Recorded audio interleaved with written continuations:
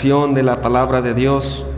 Damos gracias a Dios porque el domingo pasado el hermano Gustavo trajo la exposición y de veras que ha sido de edificación y de bendición por boca de ustedes, y igual yo pude escuchar también la predicación. Gracias a Dios por la vida del hermano y por la vida de todos nosotros que amamos su palabra y que deseamos su palabra y que deseamos, ¿verdad? Y que sabemos lo importante que es exponer lo más preciso y lo más fiel al texto, el texto de la palabra de Dios. Hermanos, bienvenidos pues, siéntanse plenamente afortunados por estar delante de la palabra de Dios. No estamos delante de un sermón o de una novela o de un libro famoso, nada de eso. Estamos delante de la presencia de Dios, vamos a escuchar las palabras de Dios y tenemos nosotros que responder al llamado, responder a la palabra de Dios, puesto que es una carta, es un libro, y en ese libro a veces es necesario las respuestas. Y me causa mucha alegría porque una de mis hijas me dijo: papá, ¿cuál va a ser el tema de la exposición de esta mañana? Y me sorprendió. Es cultivo, es cultivar, hermanos, unos a otros, cultivándonos la palabra de Dios. Se me hizo complicado explicarle, pero el tema de la exposición no es algo nada sencillo. Lo importante de la predicación expositiva es que uno tiene que enfrentarse con los textos complicados. Y hoy nos vamos a enfrentar con uno de los textos más complicados en el cristianismo o más complicados en la palabra de Dios. El tema de esta exposición, hermanos, es una advertencia para los apóstatas. Y lo encontramos en el libro de Hebreos, capítulo 10, verso número 26.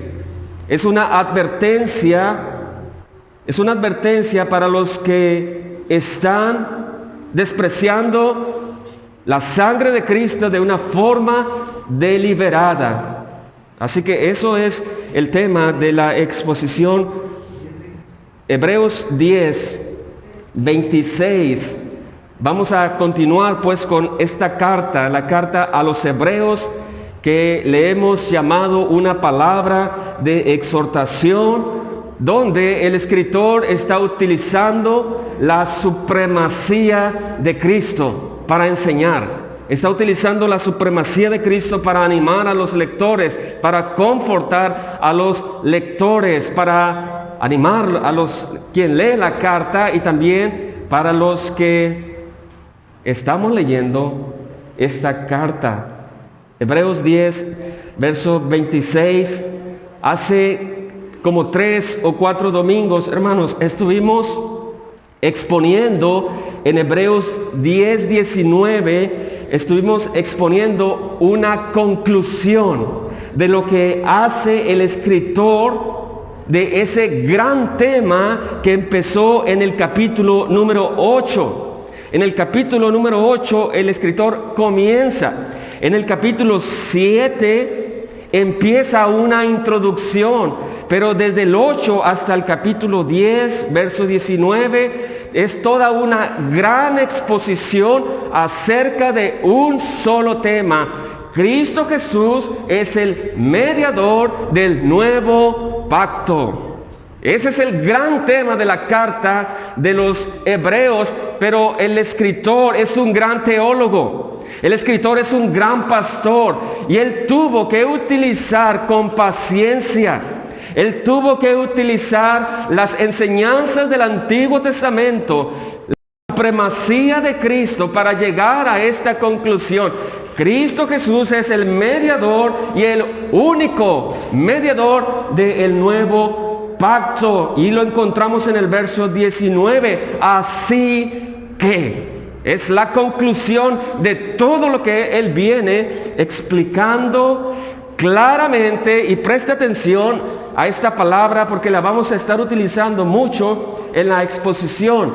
El escritor ha sido paciente. El escritor ha expuesto la palabra con gran claridad.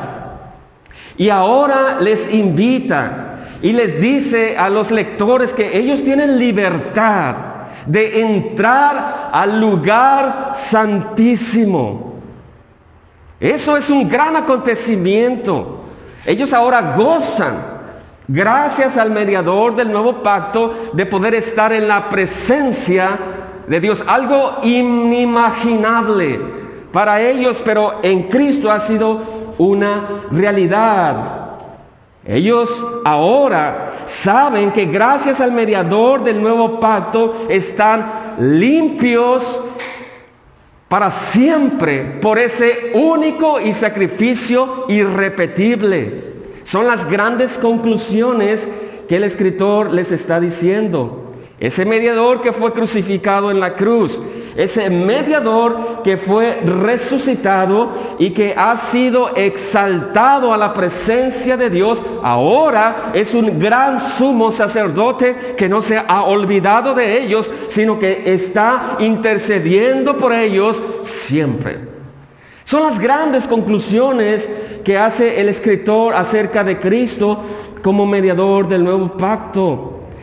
En el verso 22 hay unas exhortaciones en base a que Cristo es mediador del nuevo pacto. Y les dice el escritor, si ustedes gozan de estar en el nuevo pacto, acérquense a Dios con un corazón sincero. No traten pues de impresionar a Dios, no traten de esconder a Dios. En Cristo ustedes ahora, pues Él es el mediador, pueden ustedes acercarse con plena certidumbre de fe. Son las grandes conclusiones, son las grandes exhortaciones. Además, les hace por lo menos 3 llamados a estar firmes. Número 1, en la profesión de su esperanza. Verso número 23. Les hace un llamado en base a esa gran verdad de que Cristo es mediador del nuevo pacto, a que se estimulen al amor y a las buenas obras. Si ustedes pertenecen al nuevo pacto, sean intencionales en amarse unos a otros. Son grandes exhortaciones. Verso número 25 les dice, la última exhortación, no dejen de congregarse como algunos tienen por costumbre, tanto más que el día del Señor o el retorno de Cristo se acerca. Así que, hermanos, ese es el contexto, pues, porque lo que vamos a ver es una gran advertencia. Vimos unas grandes exhortaciones, pero el escritor ahora sube de tono. Él sube de tono por lo que él va a explicar. No puede el escritor bajar la intensidad, porque está en juego la obra y la persona del Señor Jesucristo. No puede bajar la intensidad. Si él pudiera, la subiera hasta lo sumo, pero no puede. El verso 26 hasta el verso 31 son palabras que muchos quisieran que no estuvieran en el texto bíblico. Son palabras difíciles de explicar, difíciles de leer, difíciles de creer, porque está en juego la obra y la vida del Señor Jesucristo. Así que el tema, hermanos, de esta exposición es una gran advertencia para los apóstatas. Ahorita vamos a definir esta palabra. Es una gran advertencia para todos aquellos que desprecian deliberadamente a Cristo, después de haber sido expuestos a la verdad, después de recibir la verdad con claridad, con paciencia. Es una gran advertencia. Tenemos 3 objetivos. Número 1, que usted conozca o recuerde lo que significa ser un apóstata. Número 2, que usted conozca con precisión cuál es el pecado de los apóstatas.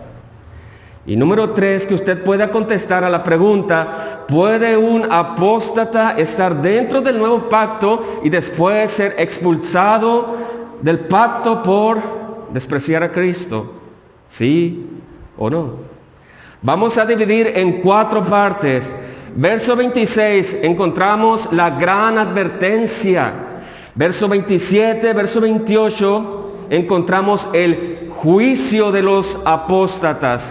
Parte número 1, una gran advertencia.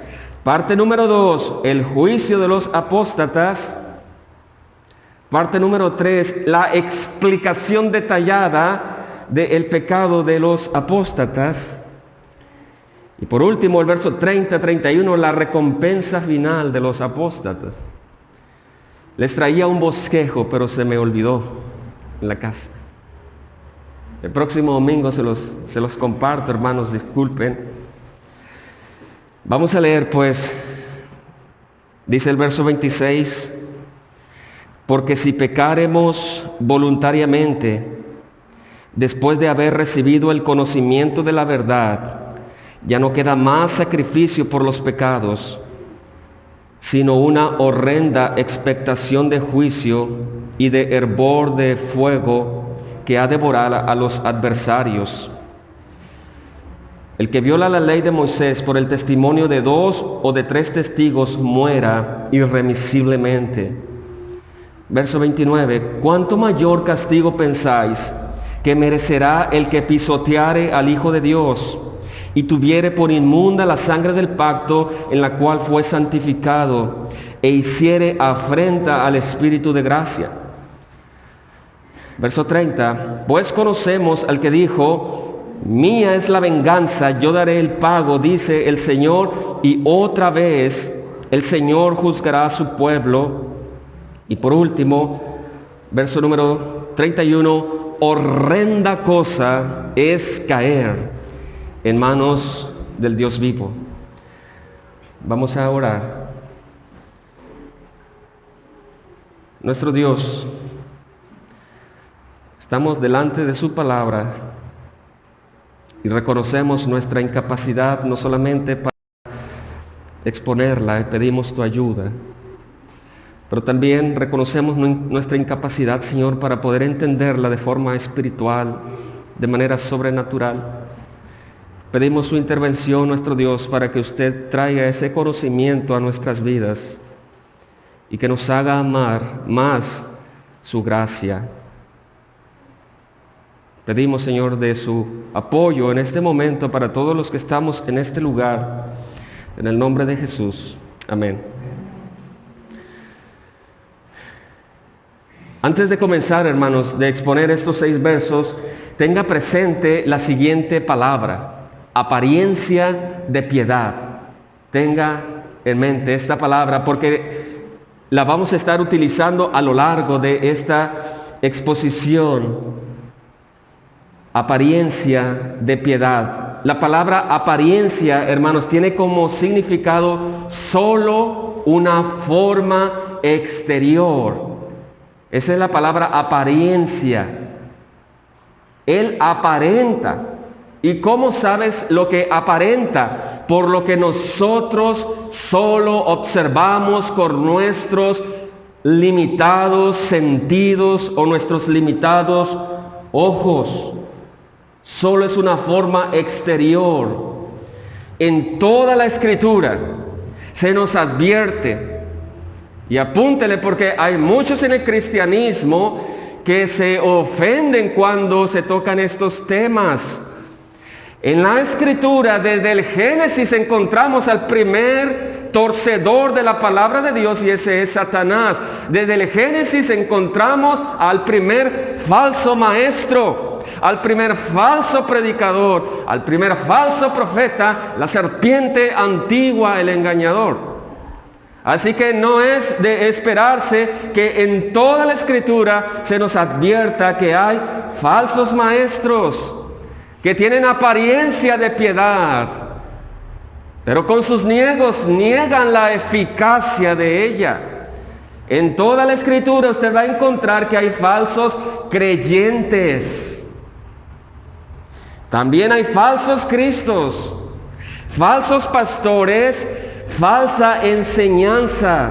Así que vamos a recordar brevemente algunas citas bíblicas de estas grandes advertencias, llegamos pues al texto, a Hebreos 10, 26, no ignorando que en toda la Escritura se nos advierte de este gran problema.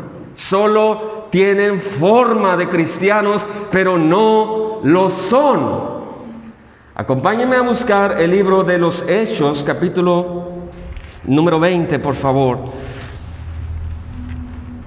Hechos, capítulo 20. El apóstol Pablo ha reunido a muchos ancianos, principalmente de la iglesia de Éfeso, porque tiene unas últimas palabras que decirles. Tiene unas últimas enseñanzas para estos hombres que tienen por objetivo cuidar la iglesia del Señor Jesucristo, alimentarlas, pastorearlas, apacentarlas. Hechos 20, 28. Por tanto, dice el apóstol Pablo, mirad por vosotros primeramente, pastores. Miren por vosotros y por todo el rebaño, o sea, por toda la iglesia en el que el Espíritu Santo os ha puesto por obispos para apacentar la iglesia del Señor. Muy importante, hermanos, la cual ganó por su propia sangre. Anótelo ahí. Dice el verso 29, aquí viene la advertencia. Porque yo sé que después de mi partida entrarán, y esto es lo peligroso, entrarán en medio de vosotros lobos rapaces que no perdonarán al rebaño. Y de vosotros mismos, esto es lo peligroso, se levantarán hombres que hablen cosas perversas para arrastrar tras sí a los discípulos. Por tanto, velad, acordándoos que por 3 años, de noche y de día, no he cesado de amonestaros con lágrimas a cada uno. Aquí viene la solución, el consejo, el arma. Y ahora, hermanos, os encomiendo a Dios y a la palabra de su gracia, que tiene poder para sobreedificaros y daros herencia con todos los santificados. Es importante que la iglesia del Señor Jesucristo sepa del tema de las grandes advertencias de los que aparentan ser cristianos, aparentan ser pastores, aparentan ser Cristos, aparentan ser apóstoles, aparentan la buena enseñanza, pero no la son. En Mateo 23, verso 25, no lo busquen, pero si quieren anotarlo, el Señor denunció fuertemente en todo el capítulo 23 a los líderes de la nación de Israel, porque ellos tenían una apariencia de piedad, pero por dentro eran viles sepulcros. El Señor Jesucristo lo ha advertido, el apóstol Pablo lo ha advertido. Sí, vamos a buscar Primera de Timoteo 4. Primera de Timoteo. El apóstol Pablo, en el mismo sentir que tuvo con los ancianos en el libro de los Hechos, está teniendo el mismo sentir con un pastor joven llamado Timoteo. Primera de Timoteo 4. Los primeros 3 versos. Pero el Espíritu dice claramente que en los postreros tiempos algunos, y encontramos esta palabra que la vamos a definir, apostatarán de la fe, escuchando a espíritus engañadores y a doctrinas de demonios, por la hipocresía de mentirosos que, teniendo cauterizada la conciencia, prohibirán casarse y mandarán abstenerse de alimentos que Dios creó, para que con acción de gracias participasen de ellos los creyentes y los que han conocido la verdad. Algunos apostatarán de la fe.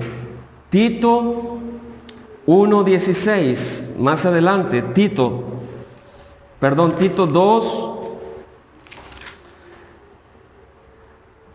Sí, es capítulo 1, verso 16, ahí más adelante, Pablo sigue advirtiendo del peligro de los falsos maestros, falsos cristianos, falsos cristos, falsa doctrina, etc. Dice el verso 16, profesan conocer a Dios, pero con los hechos lo niegan, siendo abominables y rebeldes, reprobados en cuanto a toda buena obra. Y por último, hermanos, Primera de Juan,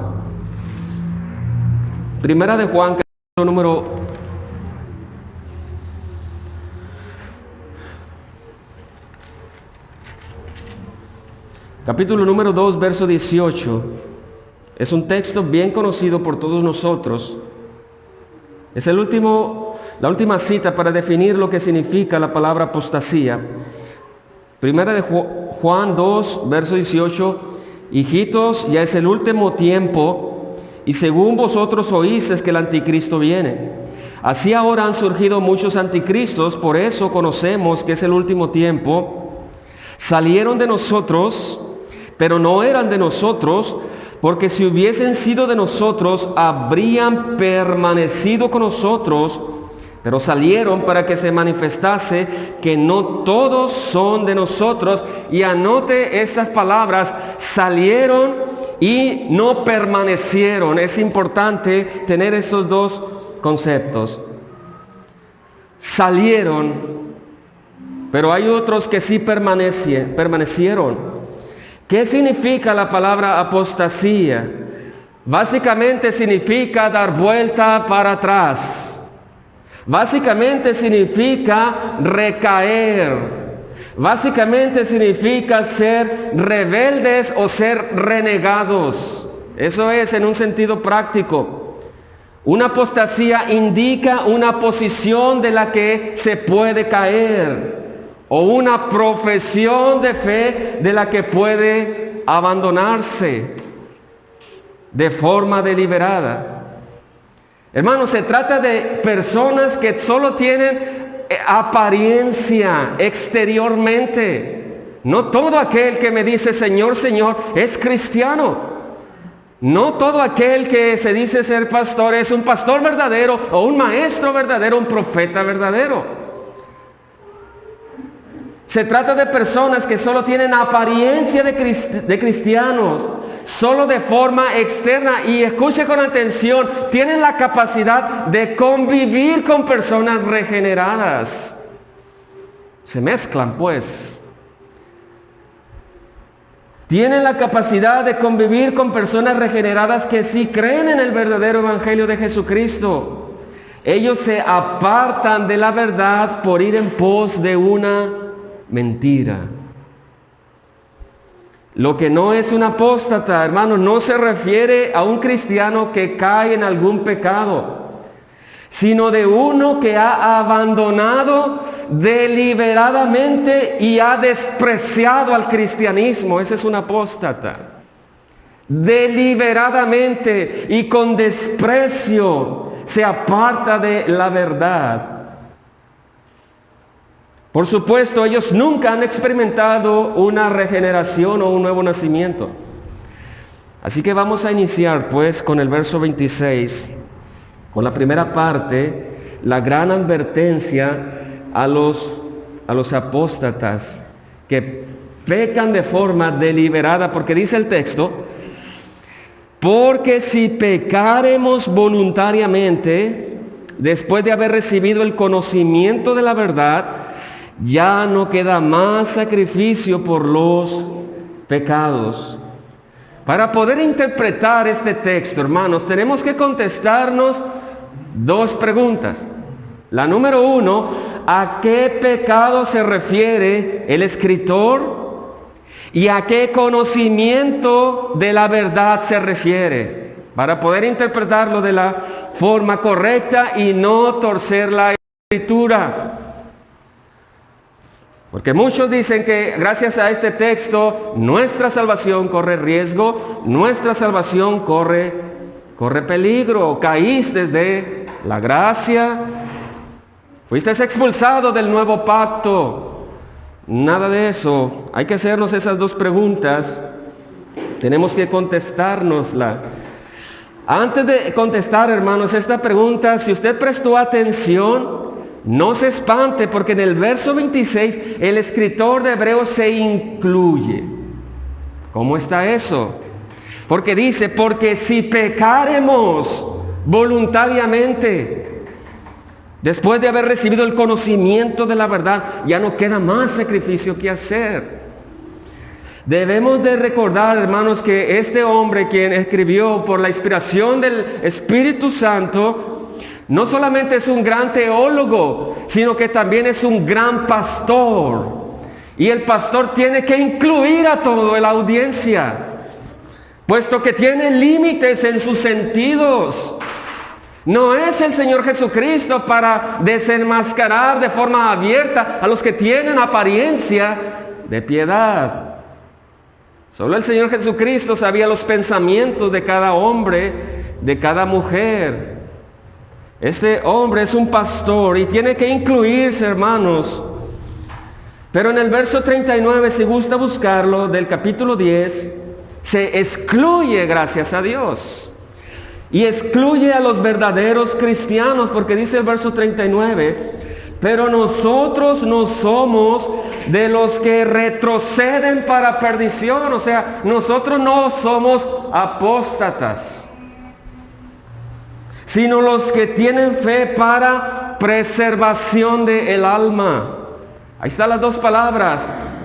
Unos retroceden para la perdición, apostasía, y otros preservan para salvación. Así que no se espante porque el escritor también se ha incluido en las exhortaciones anteriores. Él está hablando a una gran audiencia. Recuerde dos cosas, hermanos, antes de contestar esas preguntas. La naturaleza de los apóstatas es el abandono y el desprecio. La naturaleza del verdadero cristiano es la permanencia y el amor a la verdad. Gloria a Dios por ello. ¿Qué significa la frase pecar voluntariamente? Recuerde lo que significa el pecado. El pecado es errar en el blanco, no darle. Es errar en el blanco. El pecado es ir en contra de la voluntad de Dios. Es violar su ley que es santa. Es ofender a Dios. Es un atentado a Dios. Y voluntariamente significa hacerlo intencionalmente y de forma deliberada. Estos hombres están pecando deliberadamente y voluntariamente, aún sabiendo a quién se dirige el pecado. Pero ¿por qué es importante resaltar la palabra voluntariamente o deliberadamente o intencionalmente? La respuesta es por el conocimiento que ellos han recibido de la verdad, pero tenemos que hacer una pausa. Este conocimiento que ellos han recibido es de algo sumamente específico. ¿Qué conocimiento ellos han recibido? Que Cristo Jesús es mediador de un nuevo pacto. No es un conocimiento general acerca de todas las doctrinas de la fe. Ellos están rechazando con conocimiento pleno y deliberadamente el sacrificio de Cristo y su oficio como sacerdote. ¿Cuál es la verdad que ellos están yendo en contra? Vamos a leer en la misma carta, solo para recordar, Hebreos capítulo número 7. ¿Cuál es la verdad que ellos están errando deliberadamente y voluntariamente? ¿Cuál es la ofensa a Dios? ¿Qué verdad que ellos han recibido con claridad y con paciencia? Ellos la están pisoteando. Hebreos 7:22. Y usted y yo debiéramos de resaltar siempre estas palabras. Hechos 7:22. Por tanto, Jesús es hecho fiador de un mejor pacto. Esos hombres, aun cuando tienen la comprensión de que es verdad, lo rechazan.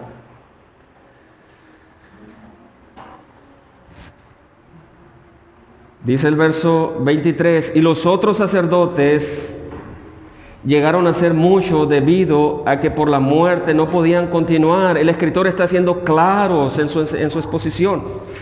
Mas este, o sea Cristo, hermanos, por cuanto permanece para siempre, tiene un sacerdocio con un atributo. Es inmutable. Por lo cual, siendo él inmutable y siendo hecho fiador de un mejor pacto, por lo cual puede también salvar eternamente, perpetuamente, a los que por él se acercan a Dios, viviendo siempre para interceder por ellos. ¿Qué más claridad ocupan? Ellos están en contra, están siendo rebeldes abiertamente a la claridad de la enseñanza acerca de Cristo como mediador del nuevo pacto. Él es el sacerdote que ellos necesitan, pero ellos estaban deseando volver a los sacerdotes antiguos. Hebreos 9:11. Hebreos 9:11. Pero estando presente Cristo, sumo sacerdote de los bienes venideros, por el más amplio y más perfecto tabernáculo, no hecho de manos, es decir, no de esta creación, y no por sangre de machos cabríos ni de becerros, sino por su propia sangre. ¿Gusta usted leer lo que sigue, hermanos? Fuerte. Entró una vez para siempre en un lugar santísimo, habiendo obtenido eterna redención. Y sigue el escritor, porque si la sangre de los toros y de los machos cabríos y de la ceniza de las becerras, rociados a los inmundos, santifican para la purificación de la carne, cuánto más la sangre de Cristo, el cual mediante el Espíritu eterno se ofreció a sí mismo sin mancha a Dios, limpiará vuestras conciencias de obras muertas para que sirvas al Dios vivo. Por último, verso 15, así que eso es mediador de un nuevo pacto, para que interviniendo muerte para la remisión de las transgresiones que había bajo el primer pacto, los llamados reciban la promesa de la herencia eterna. Y en Hebreos 10, del 10 al 18, ahorita lo vamos a leer, hermanos, llega la enseñanza o la exposición a lo más alto, a la aplicación más alto, donde a través de Cristo nos ha santificado eternamente y para siempre. Ahorita lo leemos. En conclusión, hermanos, volviendo otra vez a Hebreos 10, contestando la pregunta, ¿de qué pecado deliberadamente habla el escritor? ¿Y de qué verdad habla el escritor cuando dice, ellos han recibido el conocimiento de la verdad? En conclusión, hermanos, ellos han recibido una enseñanza clara sobre la persona de Cristo y su oficio como gran sumo sacerdote y como ofrenda a Dios. Él es el mediador de un nuevo pacto. El escritor se los ha demostrado claramente, con gran paciencia, con gran claridad. El escritor ha exaltado la supremacía de Cristo, pero ellos voluntariamente, deliberadamente han decidido rechazarlo. Han despreciado el mensaje y se han vuelto o se van a volver o están pensando volver a los sacrificios del antiguo pacto. Verso 26, la segunda parte del texto. Y contestamos aquí la pregunta: ¿existe esperanza para estos hombres? ¿Existe esperanza para los apóstatas? La respuesta, hermanos, es que no. No existe. Porque dice el texto, ya no queda más sacrificio por los pecados. No existe misericordia. ¿En dónde más van a apoyarse si abiertamente desprecian el oficio de sacerdote?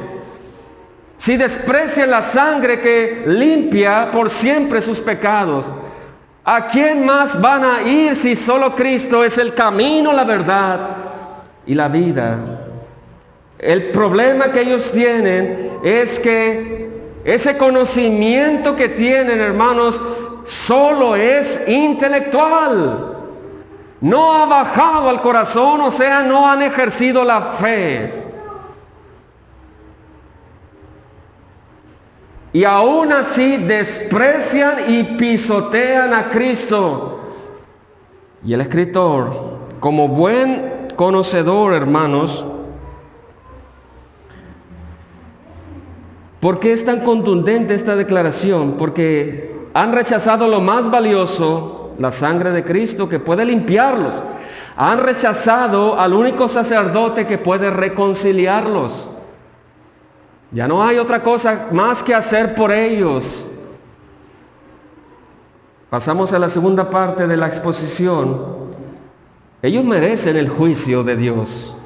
Ellos merecen el juicio por su apostasía. Verso 27 dice: ya no queda más sacrificio por los pecados, sino una horrenda expectación de juicio y de hervor de fuego que ha de devorar a los adversarios. ¿Cómo describe el escritor el juicio para estos hombres? Horrenda, como una cosa espantosa. ¿Qué merece quien pisotea la sangre de Cristo? Solo un horrible espera de juicio. Esta palabra expectación significa esperar. Significa esperar.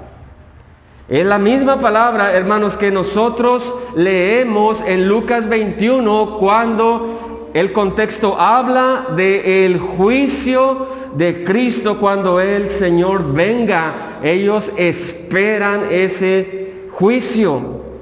Y también en Hechos capítulo 12 encontramos la misma palabra cuando el pueblo esperaba la horrenda muerte del apóstol Pedro.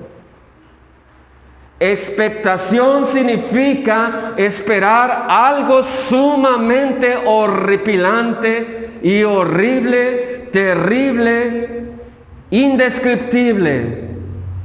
Además, el escritor es más detallista o preciso en su descripción del juicio. Dice, y de un hervor de fuego que ha de devorar a los adversarios. Hervor significa ira.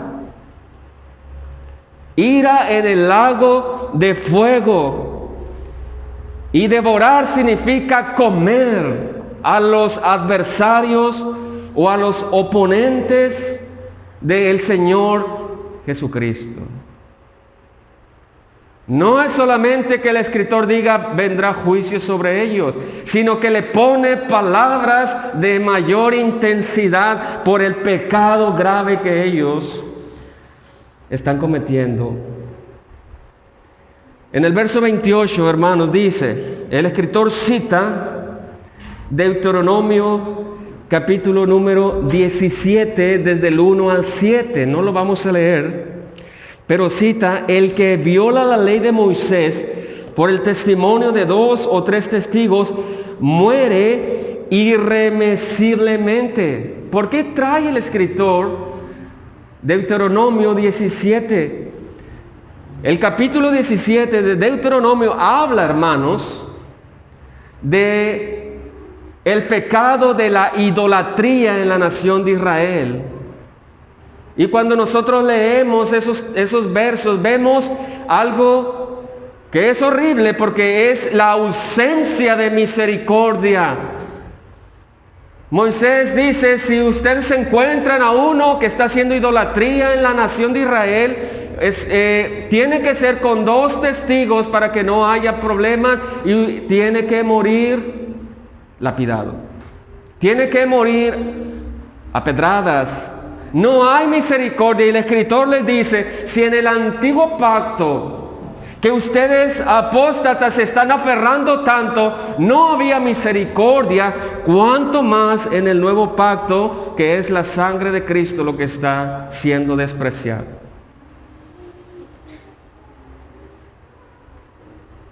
Como tercera parte de esta exposición, hermanos, verso número 29, encontramos el pecado más detallado de los apóstatas, y encontramos un verso complicado a veces de leer, complicado a veces de entender.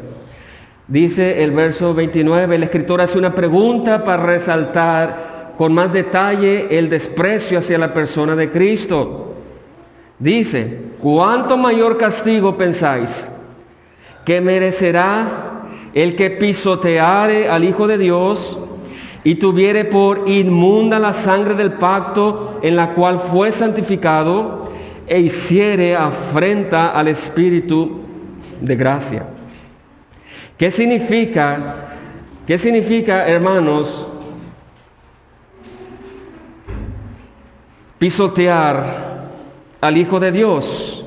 ¿Qué significa tener por inmunda la sangre del pacto con que fue santificado?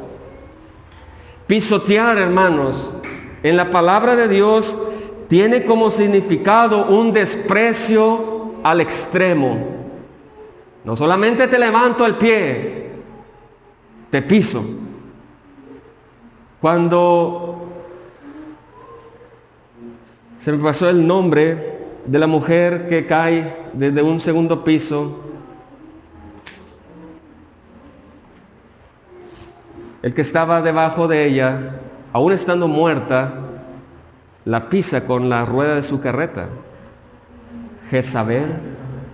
Es un desprecio, aún después de muerto, la pisotea aún, como un desprecio por esta mujer malvada.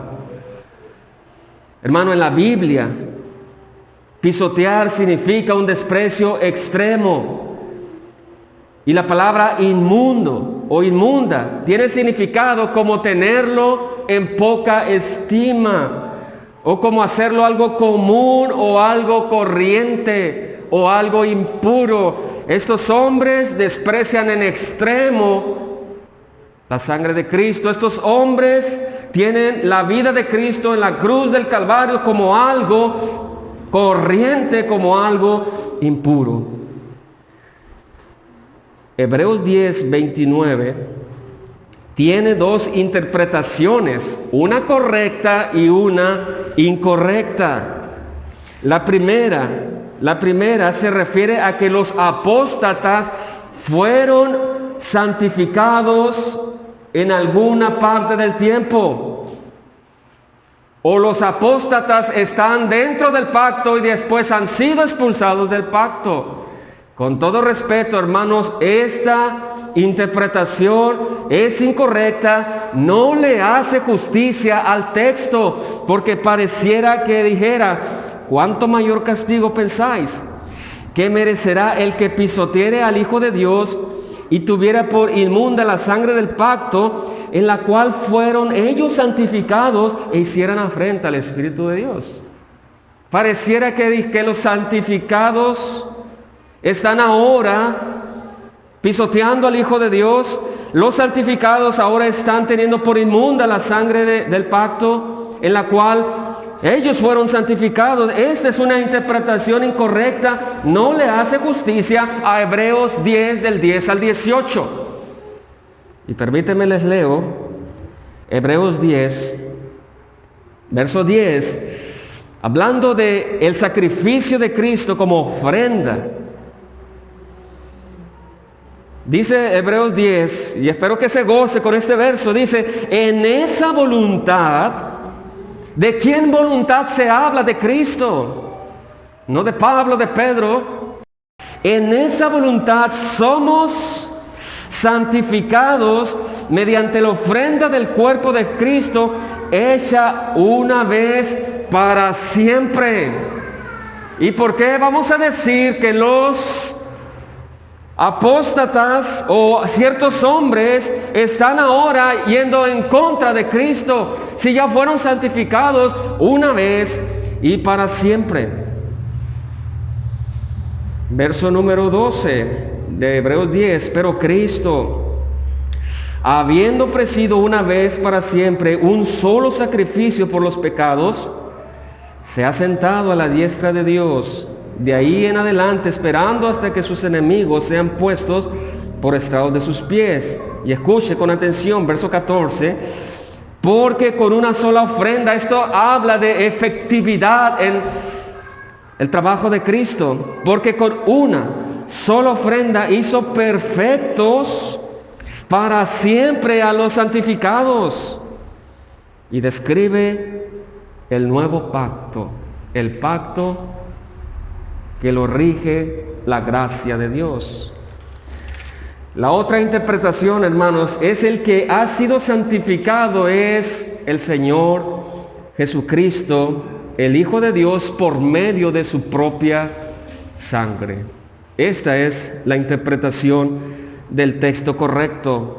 ¿Cuánto mayor castigo pensáis que merecerá el que desprecia en extremo al Hijo de Dios y tuviere por algo corriente la sangre del pacto en la que Cristo fue santificado? Esa es la mejor interpretación.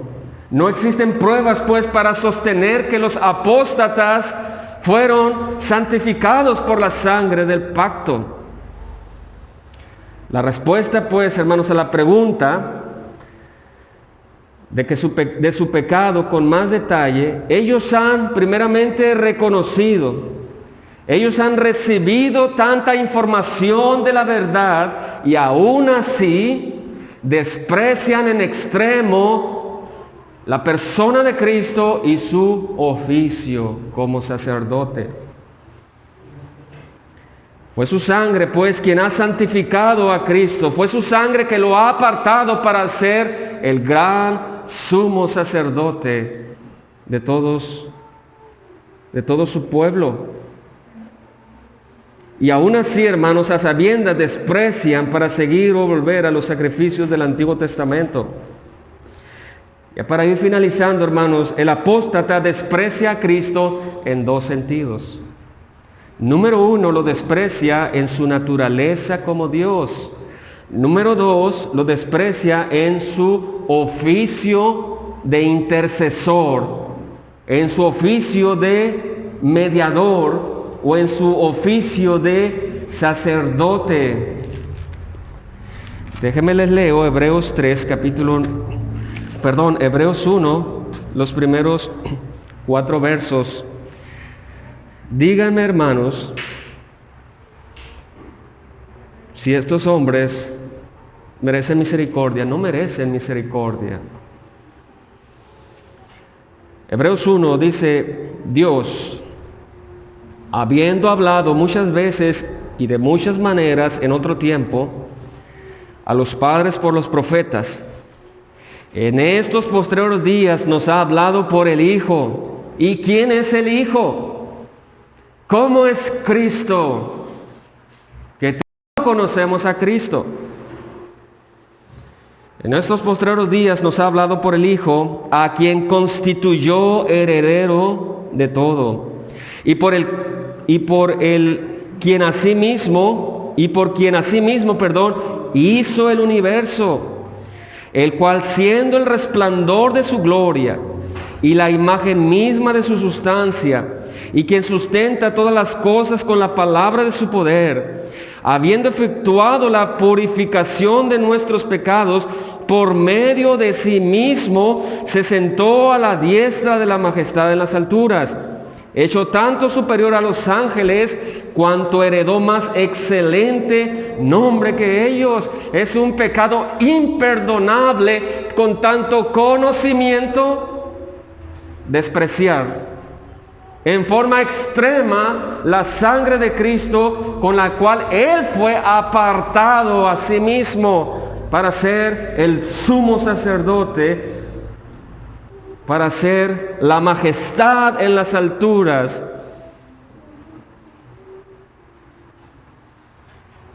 La conclusión, o en conclusión, hermanos, ellos de forma deliberada atentan contra el Dios de los cielos. Ellos desprecian de forma deliberada la vida del Hijo de Dios, la vida del pacto, la sangre del pacto, en la que Cristo fue santificado, apartado. Los antiguos sacerdotes, hermanos, antes de iniciar con su trabajo, Moisés tenía que santificarlos. Pero Cristo es diferente. No hay ningún humano, ningún ángel que sea digno de santificar a Cristo. Más bien fue designado por Dios. Él mismo fue el sacerdote, Él mismo fue el sacrificio, Él se santificó por sí mismo.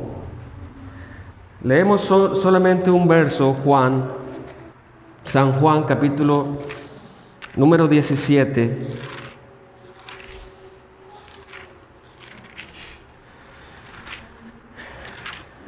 Juan capítulo 17, Jesús ora por sus discípulos. Dice el verso 16, Juan 17, 16, no son del mundo, como tampoco yo soy del mundo. Santifícalos en tu verdad, tu palabra es verdad. Como tú me enviaste al mundo, así yo los envío al mundo, y por ellos yo me santifico a mí mismo, para que también ellos sean santificados en la verdad. El pecado de los apóstatas es tener en poco la sangre de Cristo, es tener en poco su santificación. Y como cuarta parte, para ir finalizando, encontramos otra vez el destino de los hombres que cometen este pecado de apostasía. Verso 30 dice, pues conocemos, y otra vez el escritor se va a apoyar en el antiguo pacto para decirle a estos hombres que aún en el antiguo pacto la severidad del juicio de Dios era algo real. Pues conocemos al que dijo, mí es la venganza, yo daré el pago, dice el Señor, y otra vez el Señor juzgará a su pueblo. Y termina en el verso 31, horrible o horrenda cosa es caer en manos del Dios vivo. El escritor está citando Deuteronomio 32, 35 y 36, un cántico de Moisés antes de morir. Y está diciendo Moisés, está profetizando lo que va a pasar con el pueblo o con la nación de Israel. Y está Moisés escribiendo o está cantando que Dios es un Dios vengativo, que Dios es un juez implacable, que los juicios de Dios son horribles, pero son justos. Les dice a ellos que siguen aferrándose al antiguo pacto, que Dios describió en el antiguo pacto lo horrible que es caer en las manos de un Dios vivo. En conclusión, hermanos, estos pasajes no indican que los apóstatas fueron alguna vez miembros del nuevo pacto y que ahora han sido cortados por darle la espalda a Cristo. Por lo contrario, hermanos, se refiere al destino horrible de caer en las manos de un Dios vivo, porque ha de castigarlos en el fuego eterno. Además, podemos aprender nosotros que en el nuevo pacto no existen maldiciones para los integrantes del pacto, porque ha sido dado por sola gracia mediante la fe en el Señor Jesucristo. Así que, hermanos, lo que hemos visto es la mayor advertencia para todos aquellos que conociendo, que gustando las verdades eternas de Cristo y su obra, y que conviviendo con los santos, deciden de forma deliberada despreciar y abandonar a Cristo, indicando que nunca tuvieron pertenencia en el cuerpo de Cristo, nunca fueron integrantes del nuevo pacto, solo tenían apariencia de piedad. Para finalizar, ¿cuál sería nuestra aplicación? Hermanos, si usted no es apóstata, ¿cuál sería nuestra aplicación? Porque la aplicación es difícil. La aplicación para la iglesia de Jesucristo, la aplicación para los verdaderos integrantes del nuevo pacto es el verso 39.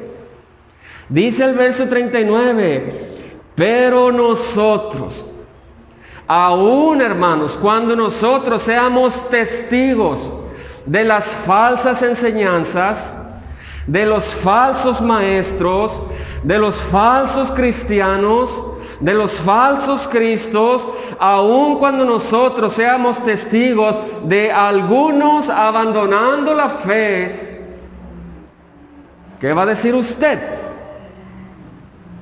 ¿Qué va a decir usted? La iglesia dice, la iglesia verdadera dice, pero nosotros no somos de los que retroceden para perdición, sino de los que tienen fe para preservación de nuestra salvación. Esa es la aplicación. La iglesia verdadera no retrocede para perdición, sino que preserva, permanece. ¿Y saben cómo permanecemos? Por sola gracia. No es que usted sea mayor que ellos, no es que usted tenga más conocimiento, no es que usted sea más santo. La diferencia es que usted sí está en el pacto de gracia. La diferencia es que usted sí está en el nuevo pacto. La diferencia es que usted ha sido lavado, santificado una sola vez y para siempre por la sangre de Jesucristo. Y el fruto es la permanencia. Aún así, si todos retroceden, si usted es verdadero, usted permanecerá hasta el fin de todos los tiempos. Y para usted, que no ha sido regenerado por el poder de Dios, pídale a Dios perdón, principalmente por confiar en sí mismo. Principalmente por confiar en sus obras y méritos religiosas, principalmente por tener en poca estima la persona y la obra del Señor Jesucristo. Si usted no ha sido regenerado por el poder de Dios, arrepiéntase de sus pecados y crea solo en el Señor Jesucristo. Siempre ha sido por fe. Siempre ha sido por gracia. Nuestro Dios